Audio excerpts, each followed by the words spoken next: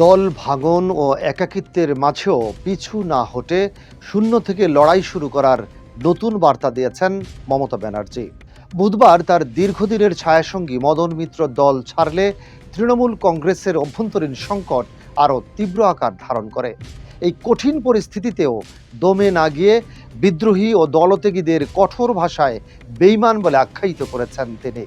Facebook লাইভে এসে 1998 সালের প্রতিষ্ঠার কঠিন দিনগুলোর স্মৃতি স্মরণ করে তিনি নিজের লড়াইয়ের প্রত্যয় পুনর্ব্যক্ত করেন।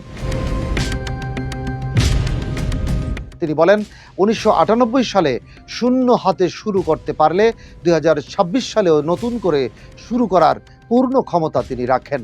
বিধানসভা নির্বাচনের পর মূলত ঋতুব্রত বন্দ্যোপাধ্যায়ের নেতৃত্বে তৃণমূল কংগ্রেস আড়াআড়িভাবে দুই ভাগে বিভক্ত হয়ে যায়। বিদ্রোহী গোষ্ঠীটি নিজেদের আসল তৃণমূল দাবি করে নির্বাচন কমিশনে দলের নাম ও প্রতীকের মালিকানা দাবি করেছে। সম্প্রতি ফিরহাদ হাকিম, চন্দ্রিমা ভট্টাচার্য ও জাভেদ খানের মতো বিশ্বস্ত নেতারাও মমতার শিবির ত্যাগ করেছেন। মদনের দল ত্যাগের পর মমতা ক্ষোভ প্রকাশ করে বলেন, যে পরিবারকে ইডির ভয় দেখিয়ে অনেককে জোর করে নেওয়া হচ্ছে, তিনি ভাইপো অভিষেকের পাশে দাঁড়িয়ে বলেন যে অভিষেকের সব ভুল মাফ হয়েছে এবং সে আগামী 50 বছর লড়বে। নিজের দলের কর্মীদের এলাকায় সভা করতে না দেওয়ার অভিযোগ এনে মমতা বলেন, প্রয়োজনে তার ব্যক্তিগত অফিস উন্মুক্ত থাকবে। তিনি পুলিশের তীব্র সমালোচনা করে অভিযোগ করেন যে আইসি ও এসপিরা বর্তমানে বিজেপির পদাধিকারীর মতো আচরণ করছেন।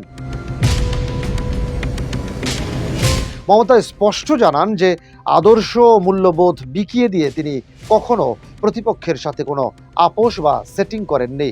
দলের দুর্দিনে লাখ লাখ সাধারণ কর্মী ও সাধারণ মানুষকেই নিজের আসল শক্তি এবং সোনার কর্মী হিসেবে উল্লেখ করেন তিনি। আগামী 21শে জুলাইয়ের ঐতিহ্যবাহী শহীদ দিবসকে কেন্দ্র করে দুই শিবিরই আলাদা কর্মসূচি পালনের প্রস্তুতি নিচ্ছে। আদালতের দেওয়া নির্দিষ্ট শর্ত মেনে মমতা এবার বিরলা প্ল্যানেটোরিয়ামের সামনে নিজের সভাটি করতে যাচ্ছেন।